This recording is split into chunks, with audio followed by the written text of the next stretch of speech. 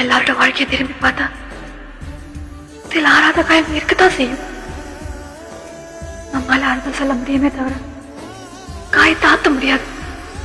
நான் தனிமையில வாழ்ந்து பழகிட்டே செஞ்சு என்னை பத்தி கவலைப்படாம எந்த பொண்ணுக்கு கனவு உருவாக்கிட்டு வந்தியோ அவளையாவது சந்தோஷமா வாழ்க்கையா இருந்து. காத்திருந்து காத்திருந்து பழகியவன் நீ என்னை கடக்கின்ற ஒரு நொடிக்காக. காத்திருந்து காத்திருந்து பழகியவன் கஷ்டப்பட்டு கஷ்டப்பட்டு